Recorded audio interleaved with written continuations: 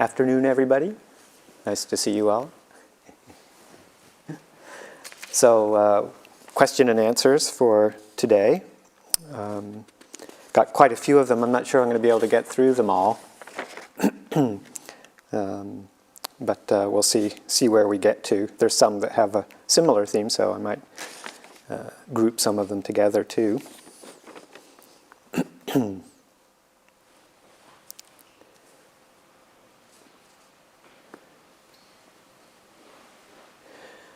There's a few of them that, like I said, have a similar flavor to them. So I think I'll just go ahead and read these out all together at the same time and then offer an answer that kind of swims around all of them. I have been practicing mindfulness for approximately 9 years. I have never learned from a mindfulness teacher, so I apologize if this is a silly question.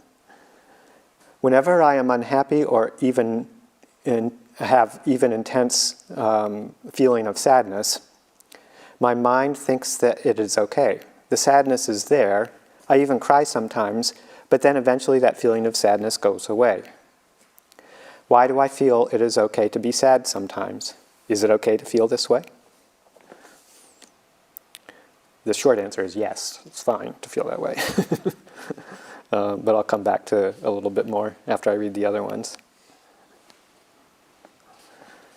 When I practice with you guys in the Ajahn Chah tradition, the flavor of how Buddha is revered feels different from other more... Oh, I'm sorry, no, that's another one. That's not related to this. I'll come back to that one, though. The next one in this series is, I would appreciate any tips or guidance on working with deep anger or rage and other blaming others. Specifically around practicing skillfully with recent traumatic events.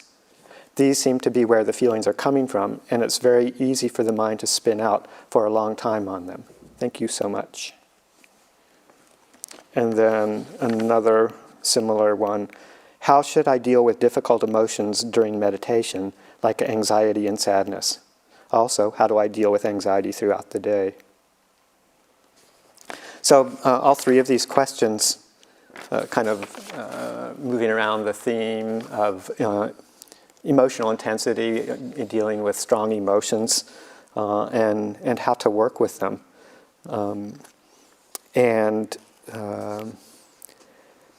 For myself, one can look at each different kind of emotion that you feel, whether it's anger or rage or anxiety or fear or some of those more intense kinds of emotions.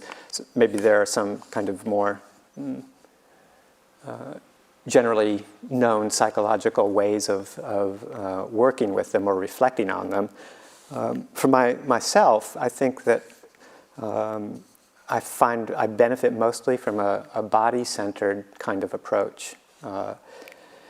Because emotions, intense emotions, emotions are kind of a complex interweaving of different factors. There's the actual thought that goes along with what we call an emotion, the actual verbal thinking process inside of our head.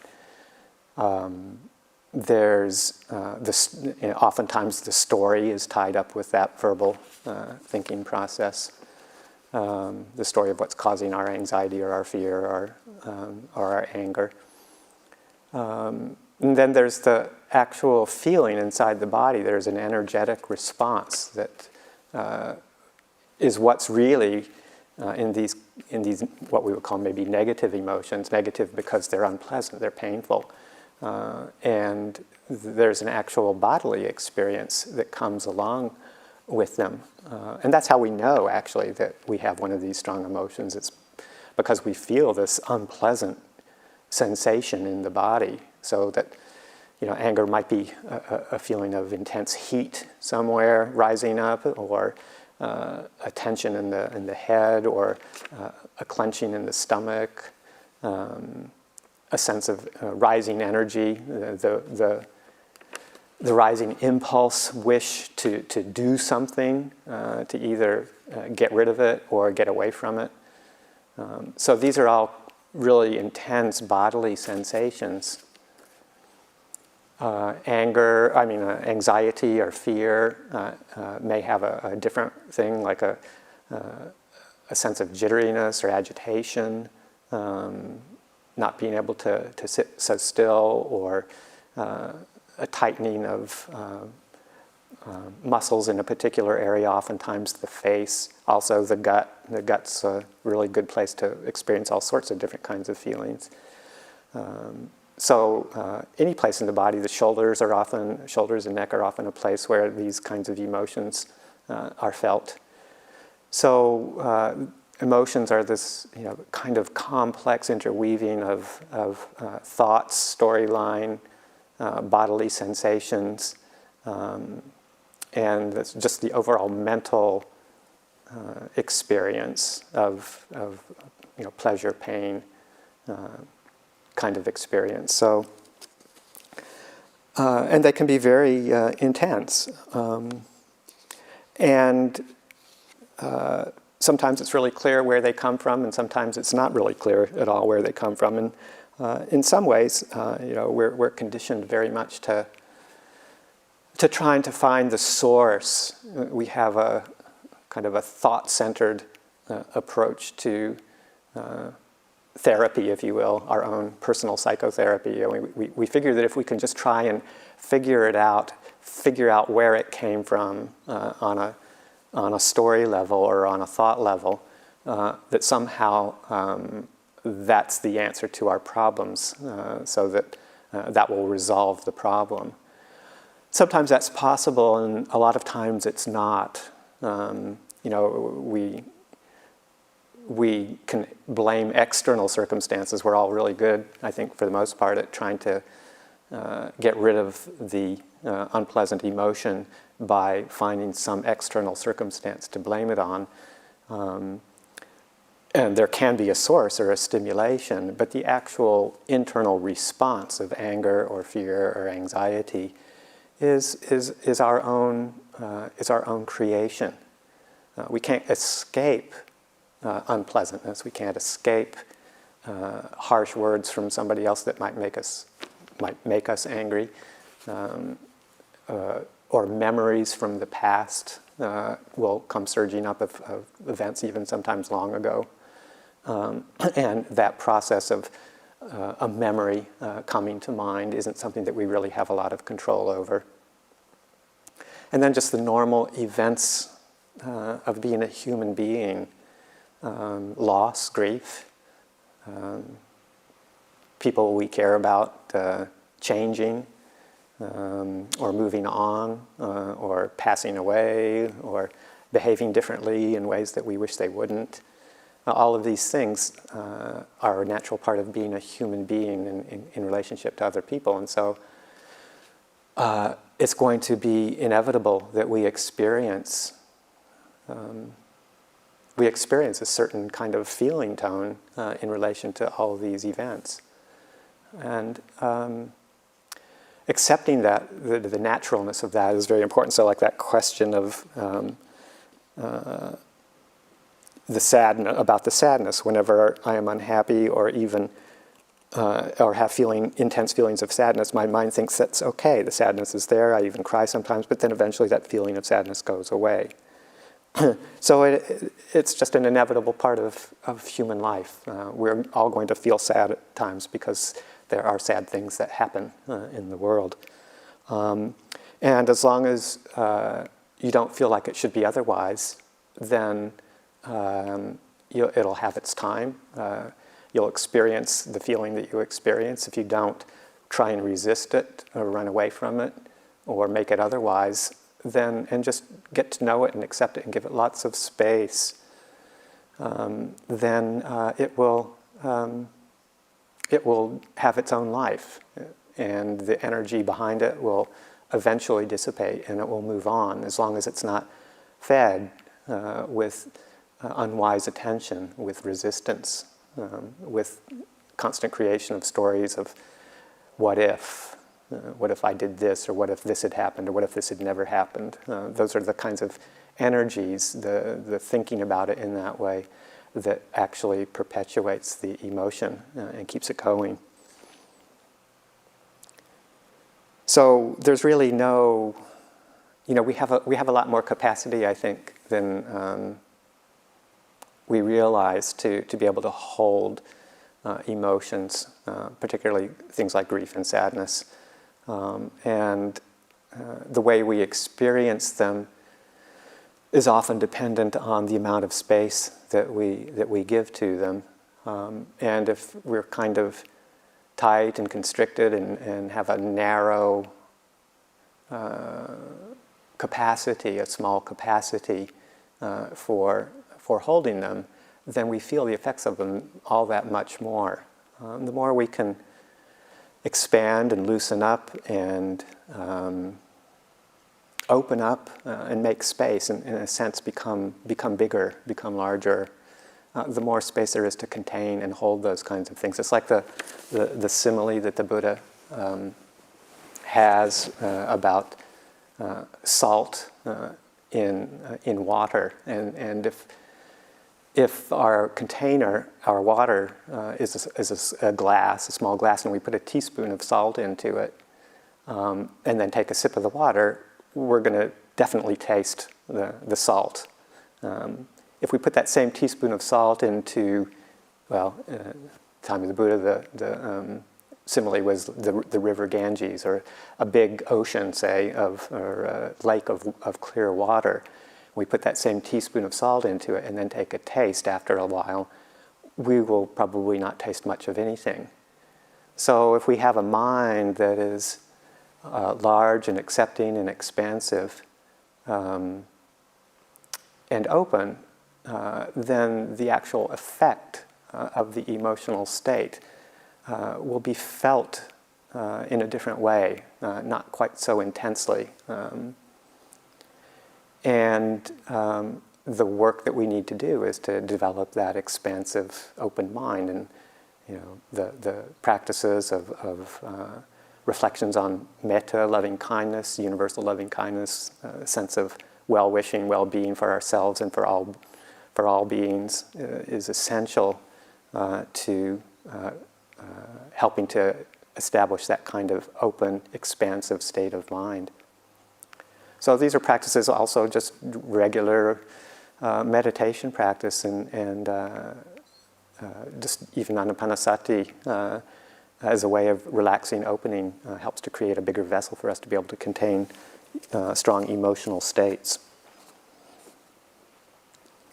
So it's fine to be sad sometimes. In fact, if somebody says to me that they're absolutely never sad, I'd be kind of a little suspicious.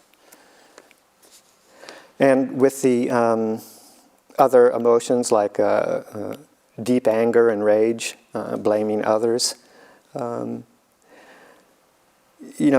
think we have to again separate the inevitability of our conditioning, that there are certain reactions that we can have to unskillfulness around us, and that often arises as anger or upset, or righteous indignation is a good one that we all oftentimes love to get on the bandwagon with, because there's this sense of injustice, and we know we're right. And even if we are right, though, we've still got to experience the indignation, which is an unpleasant way of dealing with these kinds of events, and unskillful, because the indignation itself just perpetuates the situation. In fact, we want to get rid of something, and anger is our response to it. But the more we buy into the actual emotion of the anger and the resistance, the more we actually draw ourselves to the situation, and in our attempt to get rid of something by pushing it away, we actually create a stronger karmic connection to it, and draw ourselves in even more. So again, it's that kind of sense of, well, how do you deal with that? And again, on an energetic level, I think is the most effective that I've found. so that you really keep moving back to the body. And it takes a conscious effort to drop the story, to just not constantly rehash the memory or the thought pattern, the playing out of a scenario or the conversation you wish you had with somebody to let them know what's going on, what they're doing wrong. You really have to consciously just drop that, turn away from that. That's what we would call ayoniso manasikara, unwise attention. It's unwisely putting your attention on a story or a memory that will then constantly reinforce it. So we have to turn away from that. We have to abandon that kind of unskillful thinking and put our attention on something that's going to be more fruitful. And with intense emotions, I find, again, the most fruitful place to put my attention is back into the body. Feel the energy. And there's a certain leap of faith you have to take when you do that, because it's unpleasant. You know, the feeling in the body is one that's really unpleasant. That heat or that gripping or that tension, that feeling of obstruction is not pleasant. That's what we're trying to get rid of by dealing with anger. We're trying to get rid of that feeling. But the only way to do that is to get to know it and to kind of bravely open up to it as a sensation in the body, as an energetic response, and to breathe with it, to bring our breathing into the consciousness and in and around that particular manifestation of the anger or the rage. And it doesn't mean that you necessarily have to go straight to one spot where the tension is particularly bad, but to acknowledge that it's there, to be present with it, but also to be very open with your awareness throughout the body, and realizing that there's other places in the body that are more at ease, and to be able to pay attention to those as well, and to gently bring that area in the body where you feel the anger, where you feel the rage, gently bring that into mingling with the more pleasant energies in the body. Again, the breathing is a great modifier of the energies of the body. And so just to stay with the experience of the whole body breathing, notice the areas that are really open and relaxed, and gently allow the tension and the energy to intermingle with the relaxed areas throughout the whole body, and to be willing to experience a little bit of unpleasantness as much as comes through, and to bear with it and breathe with it and offer it lots of kindness, lots of space, lots of acceptance as, well, this is the way it is. You know, that kind of attitude of this is what's happening. It's the result of some cause or condition which I don't really have a whole lot of control over in this moment. And I don't need to proliferate. I don't need to go into the story. I can drop the story and go to the body and just feel the feeling. And again, with lots of space and kindness, we do have the capacity to hold more than I think we think. Similar with anxiety. That's, again, pinpointing the anxiety, finding it in the body, breathing with it, and just allowing the bodily energies to flow with it.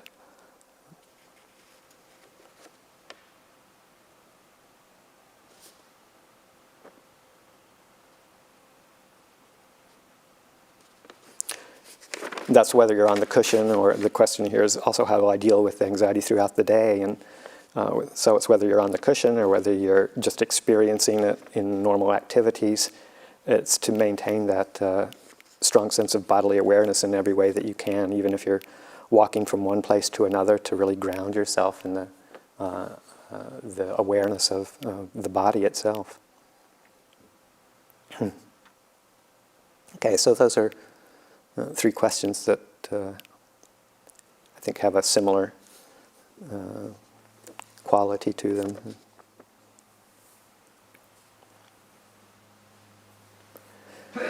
Okay, so here's another question that I started to read out.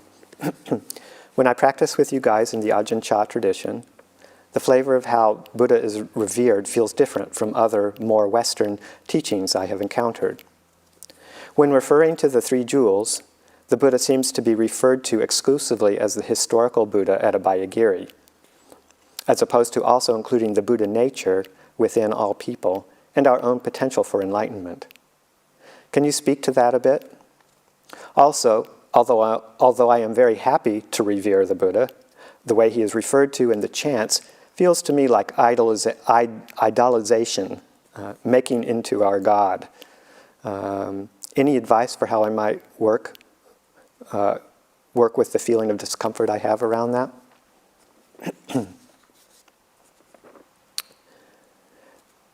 Yeah, to a lot of people who come to the practice as we do it here, and the chanting and the references to the Buddha, the Triple Gem, and taking refuge, and the reverence that showed us, it can be a little bit off-putting for people. It was for me in the beginning, for sure. And I think a lot of that has to do with many of our Western, the ways that we're brought up in the West. We don't have a great conditioning. We don't have a lot of conditioning around things like devotion, reverence, and if we've had a Christian upbringing that has had maybe some unpleasant or negative associations with that, then references to things like the Lord, which we use, that's one of the words in the chanting that has a very monotheistic or Christian as well flavor to it, and it brings up all sorts of our own conditioned impulses that kind of want to rebel against that kind of giving up our own personal authority to a deity and worshiping a being, if you will. So I think when we have that kind of conditioning, when we hear the chanting say that is coming out of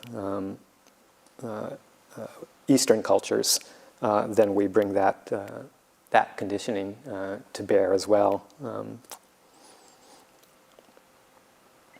So a lot of the references are made to the historical Buddha. A lot of the like the recollections of the Buddha that come down, some of them come from the teaching, the actual suttas themselves. Some of them come from later commentaries. Some of them come from even later, fairly recent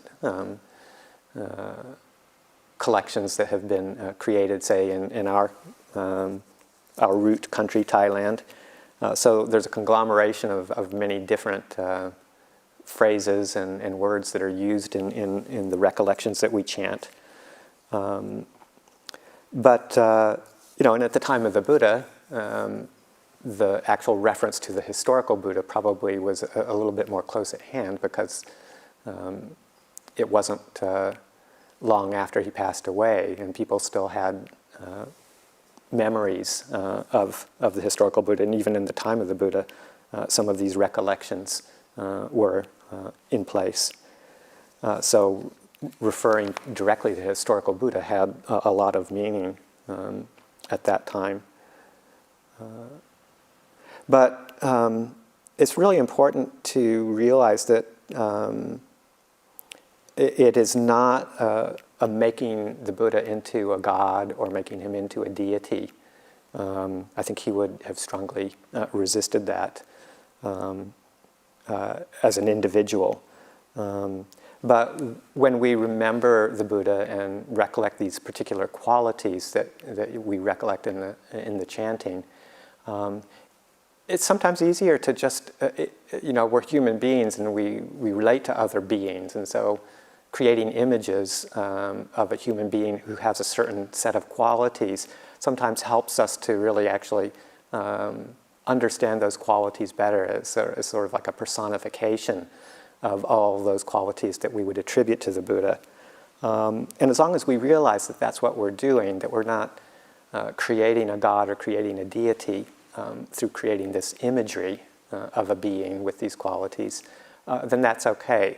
If we think that somehow that chanting to or worshiping or belief in a particular historical being or one that's a being in actual existence is going to somehow liberate us, that in itself, then that's not going to be useful. But what the recollections are for are to just remember that these are qualities that we can realize in ourselves. The Buddha being one who was completely awake and who understood the origin of suffering and the cessation of suffering. With ocean-like compassion, he was both wise and compassionate. So we can recollect these qualities and relate them to a historical memory, but then realize that we're invoking that memory or that image of the Buddha with these qualities so that we can then experience those qualities within ourselves. It's just a convenient way that we as human beings have to establishing a connection with those particular qualities. So you have to look at it in that way, not as an idol worship in any way whatsoever. And just to experiment with that and realize when it kind of gives up some discomfort and know that that's based on some conditions that you've had from the past, maybe conditioning of one way or another, but to just get to know that conditioning and to realize that all those references, those devotional references, are to establish some sort of connection with what is the potential for all of us. I think there's one point that I just kind of wanted to make here, just for my own benefit of making it clear, is a reference to including the Buddha nature within all people and our own potential for enlightenment. And at least in the Pali teachings, the idea of an inherent Buddha nature in all people, like there is some existent Buddha nature inside everybody, is not something that is really talked about or discussed. The Buddha didn't really talk about everybody has Buddha nature in them. But we do have the potential, as the second part of this comment says, and our own potential for enlightenment.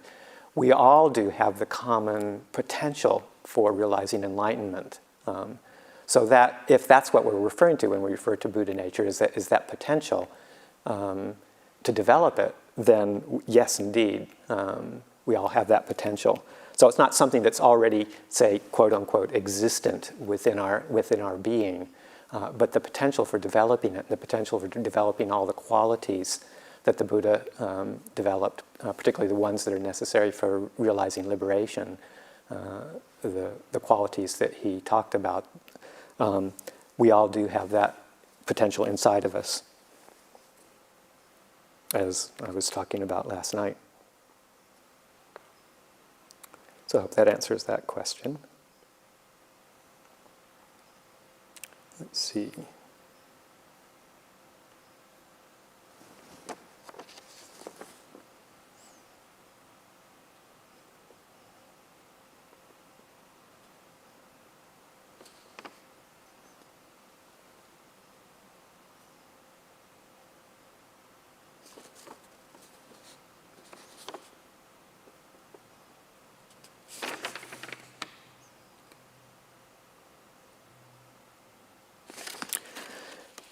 Dear Ajahn, 2 questions.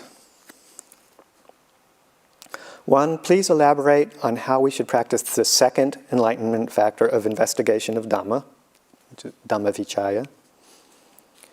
2, must one attain jhana or samadhi before one can practice the second, third, and fourth foundations of mindfulness, feeling, mind, and dhammas in the Satipatthana?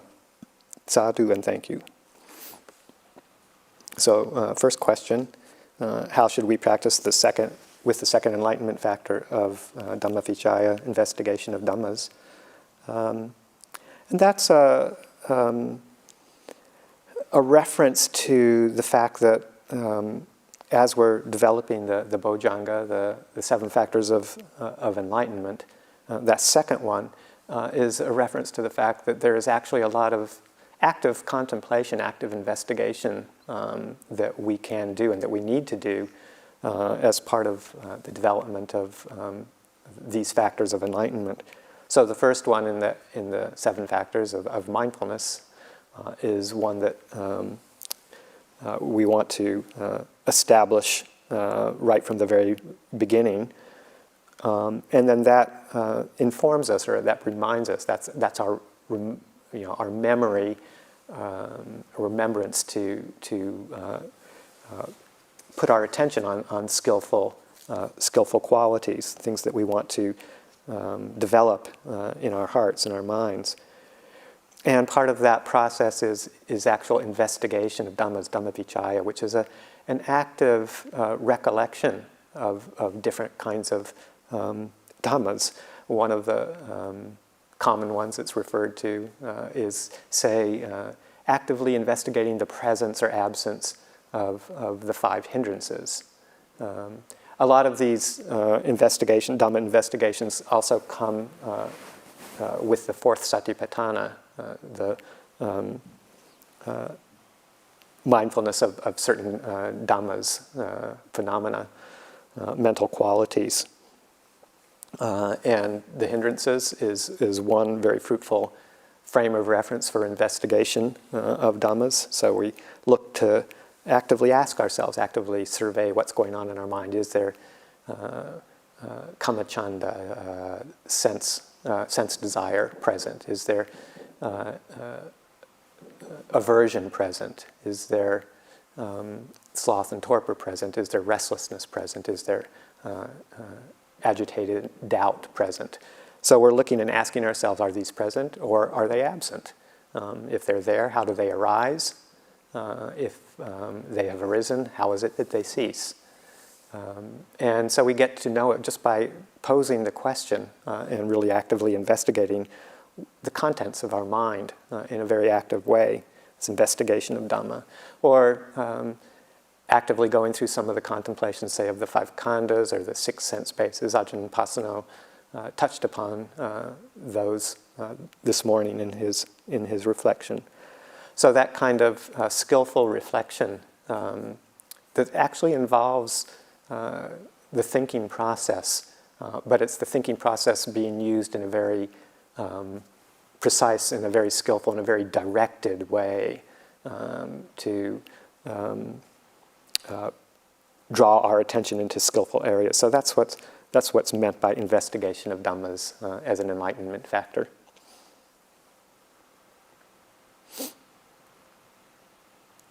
And the second question of must one attain jhana or samadhi before one can practice second, third, and fourth satipatthanas, establishings of mindfulness?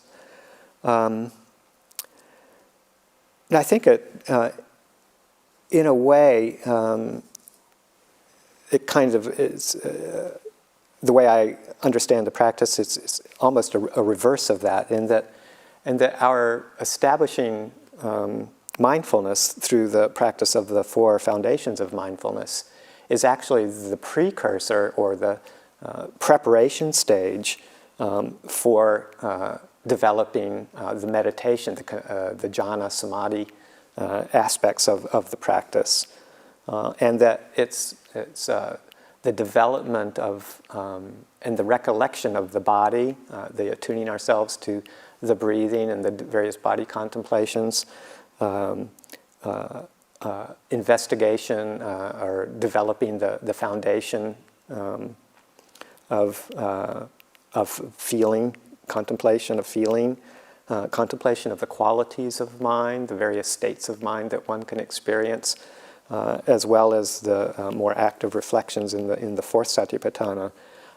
That as one engages with those foundations of mindfulness, engages with establishing mindfulness around these particular frames of reference, which is, I also like that translation, these frames of reference. One is developing the qualities of both samatha and vipassana at the same time.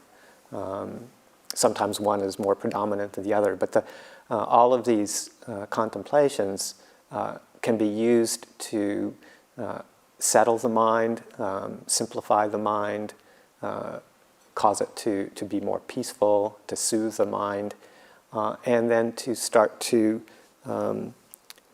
develop insight in various ways into the nature of phenomena, the nature of the transiency of different mind states, of different bodily feelings, how we react to feelings of pleasant, unpleasant, neutral, whether we move into them or move away from them. And as we develop that insight and learn to release and let go, then our samatha, our peacefulness, our tranquility will start to develop as well. So the two work back and forth as we practice with all four of the satipatthana.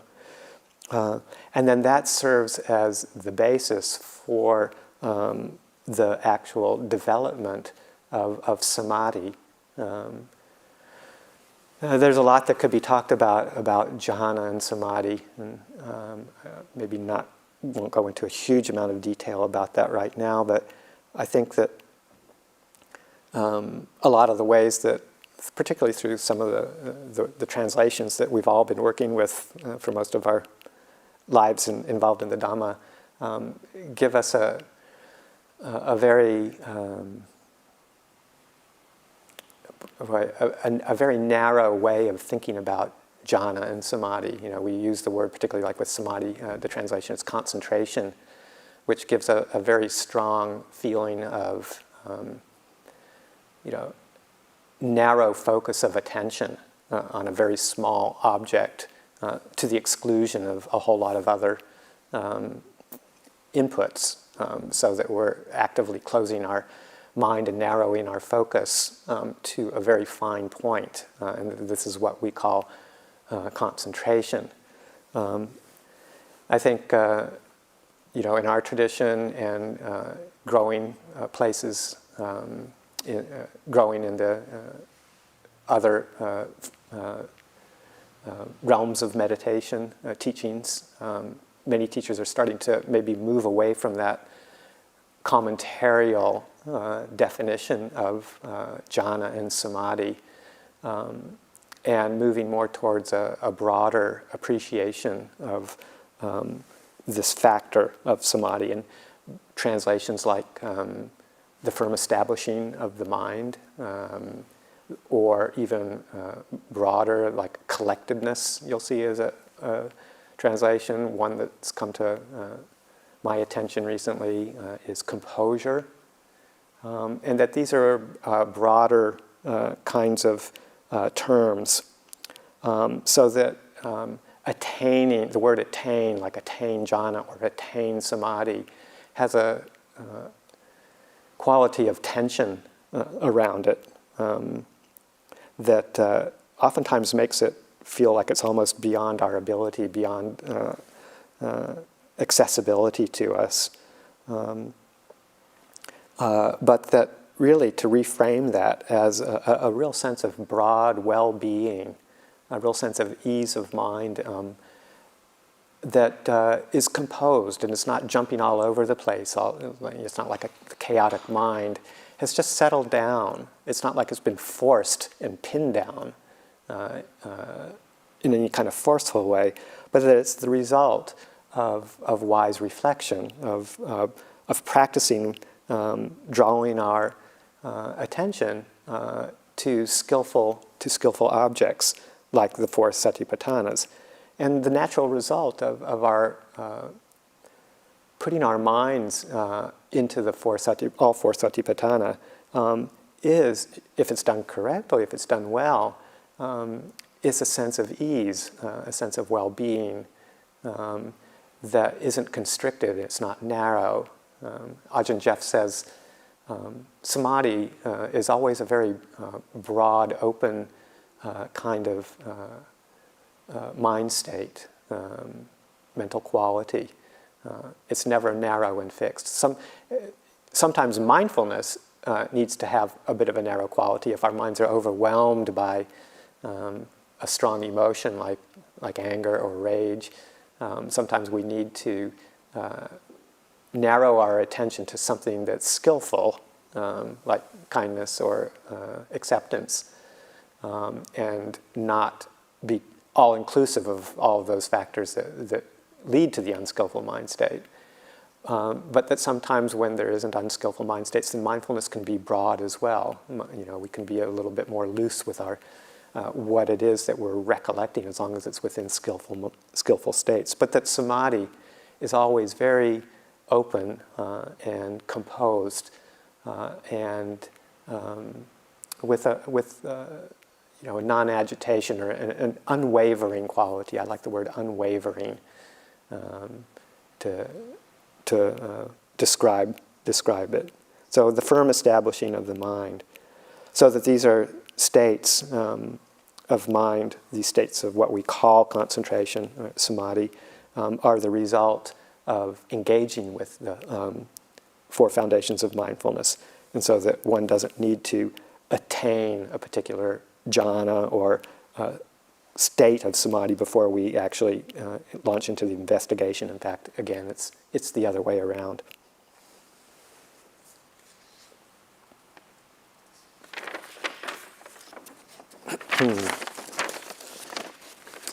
Let's see.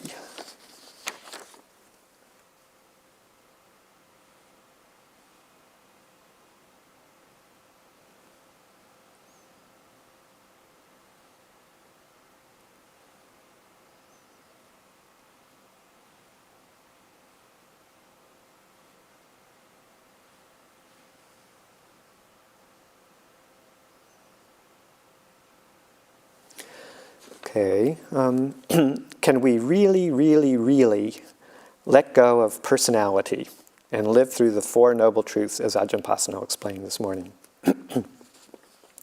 At times I come close, but then fear sets in and sounds like this. Nope, you have 3 teenagers, and this kind of spiritual bypass will not help you navigate the real world. I yearn to jump over that chasm, but fear and doubt hold me back. May I please have permission? I'm chuckling. I know you can't give that to me. Thank you to you and everyone supporting this retreat. It's a real treasure. Yeah, I'm glad. It's a treasure for us too. I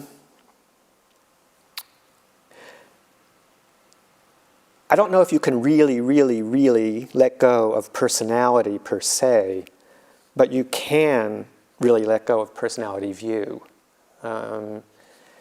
The essential view that I am this personality. And if we define, there's lots of different ways we define personality. Personality in terms of Buddhism would actually refer to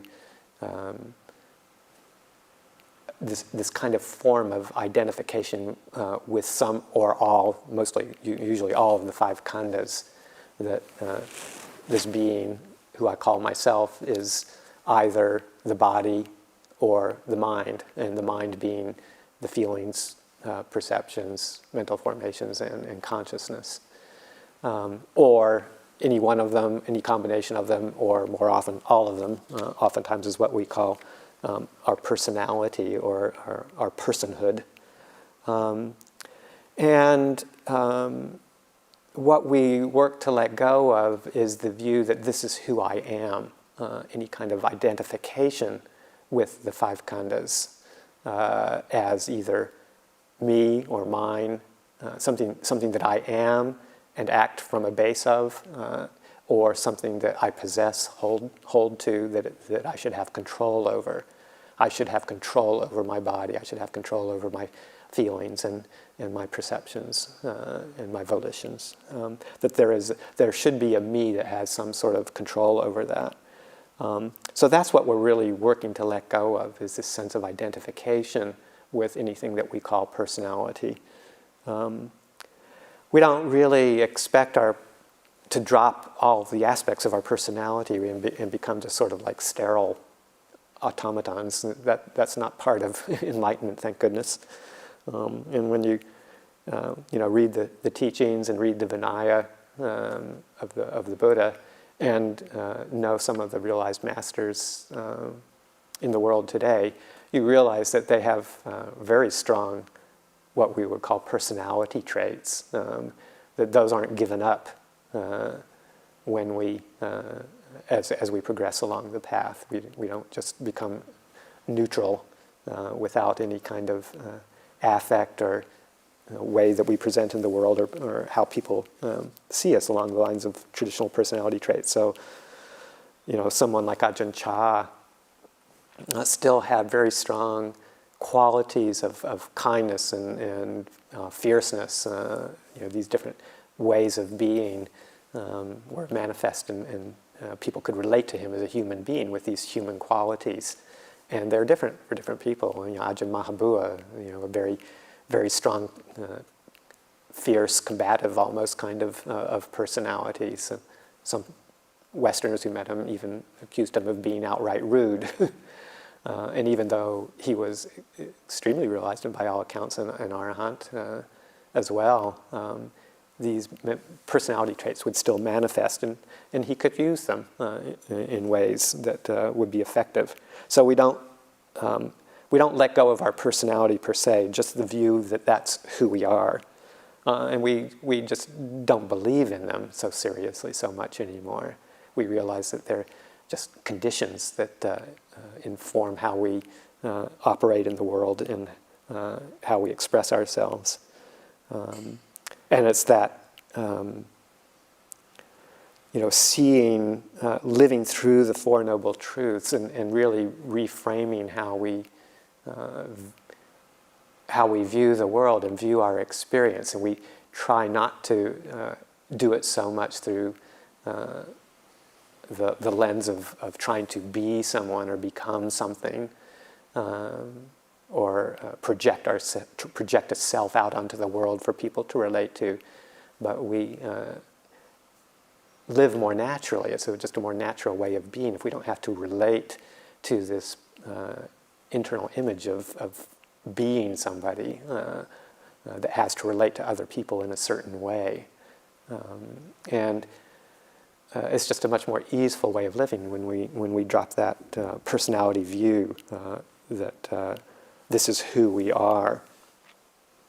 And we start to view our own experience in terms of, well, is my mental state, is the way I am in the world, the interactions I have with other people, is it creating suffering inside myself or others? Or is it leading to peace and happiness for myself and for others? And that's more how we navigate our way through the world. So if you can do that, and you have 3 teenagers, and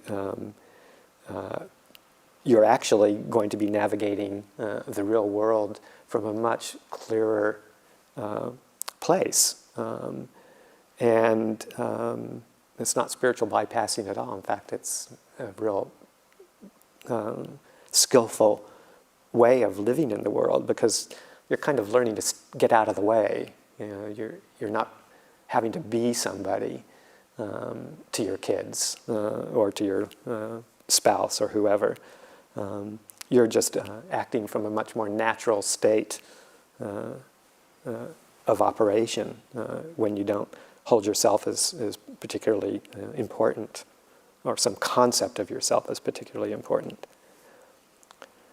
But it is, fear and doubt will come in, trying to let go of that, because this is a structure that we know, and it's what's familiar. It's hard to give up that sense of security in an identity because we're not sure that there's going to be anything to fall back on. But there's no need to worry, there's no need to fear, because part of the whole process is developing a whole set of very skillful qualities in how to relate to the world. It's not completely stepping back from relating to the world. In fact, it's creating a sense of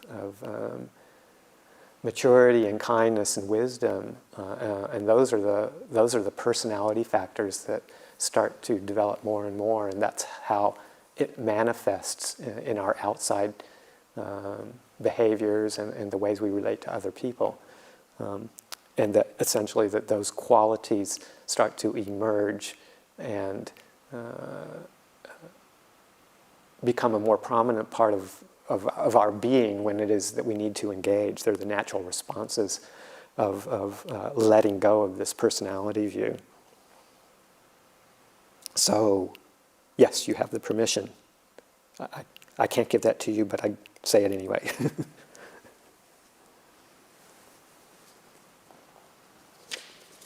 Okay, got 10 minutes left, and there's quite a few questions, so might have to save some of these for another time.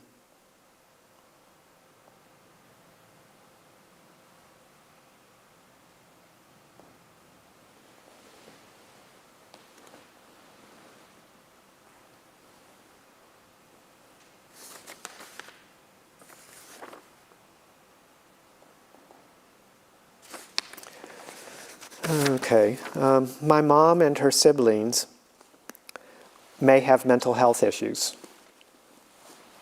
They live in a place where mental health is a taboo. I guess also maybe more specifically mental illness is a taboo, I assume. Professional help is limited and hard to access. I worry about my mom. She is 77 years old. At times, she can get very quick, smart, aggressive, super energetic, and destructive. Other times, she can be dark, depressed, stay up in the night, tired in the day. Right now, my dad, 78 years old, is the only person who can handle her and take care of her. I worry when my dad is gone, no one is going to be able to handle her. I find this overwhelming. I have a hard time calming down when I think of them. I spend a lot of time dwelling on this issue. How do I approach this? Thank you, Ajahn. It's a tough one.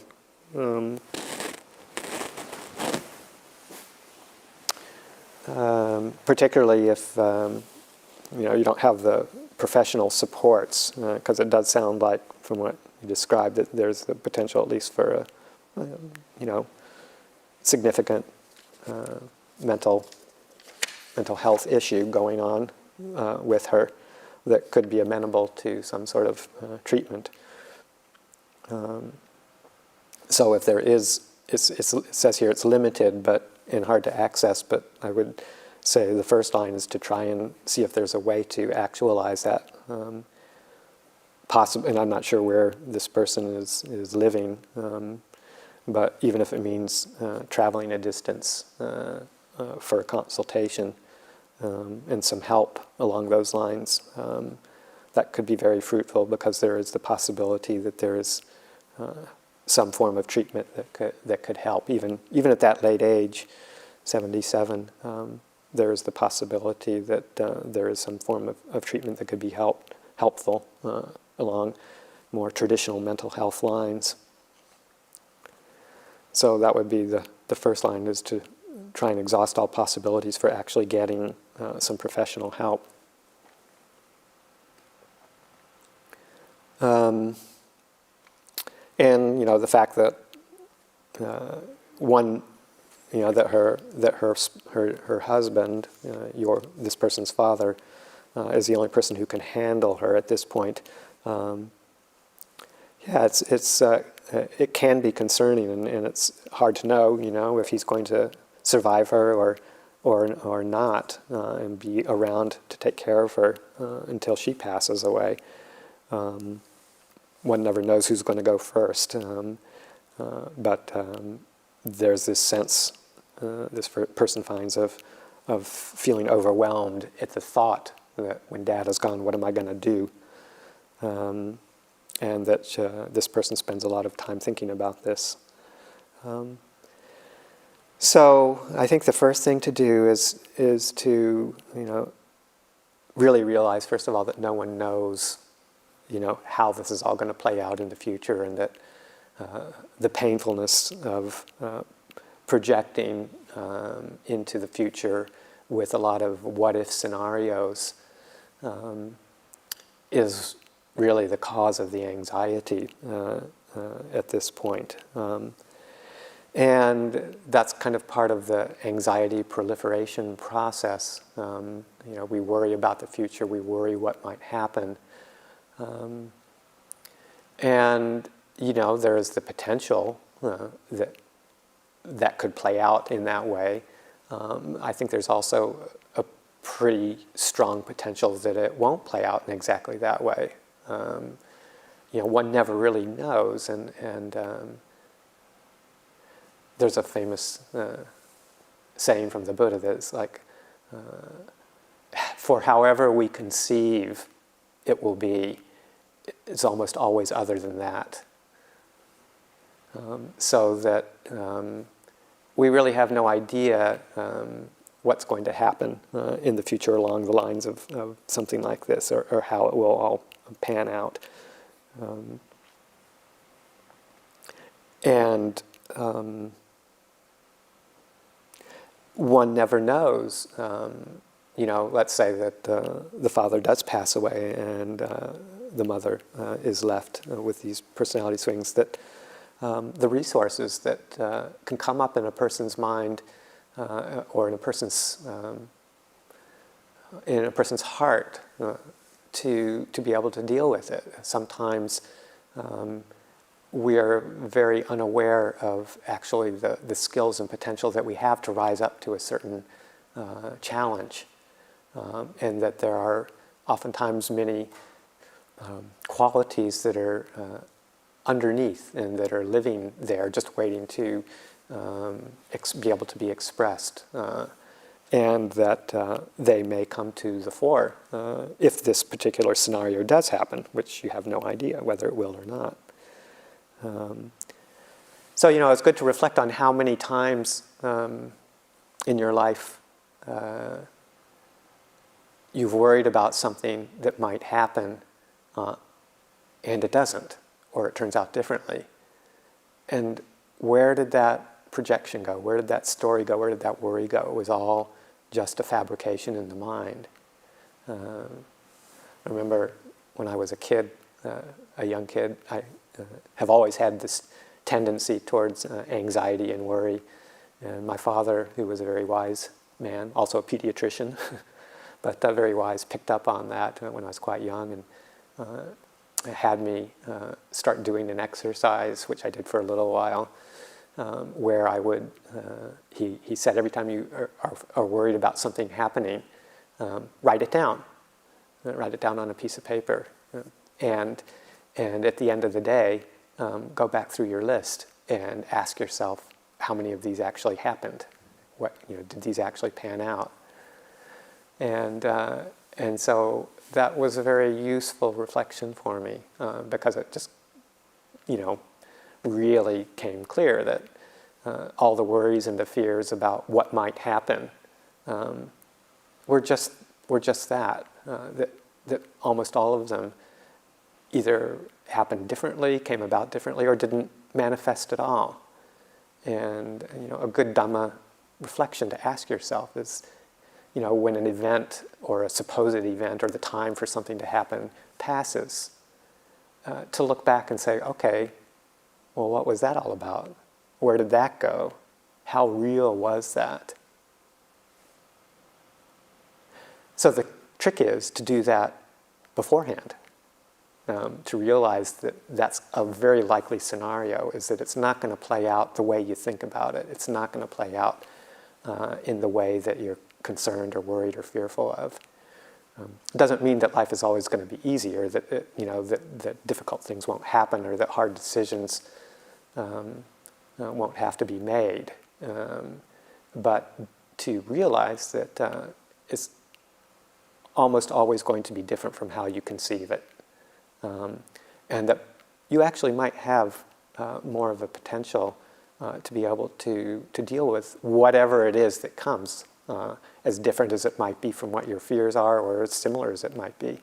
That you probably do have more of a capacity to rise up to these challenges than you think. And the tools that you'll need are things that you can develop right now, which is that kind of surrender to the fact that you can't control everything. You can't control the way other people are, particularly somebody at that late age who may have some sort of actual organic illness, and that you can't control that. But all you can do is hold it in the best way you can and deal with it as it comes, when it comes, in the way that it comes. And if you try and make plans too far in advance, you may just be wasting a lot of energy. So to establish that presence of mind that is okay, with the fact that life is not easy, life is difficult, and that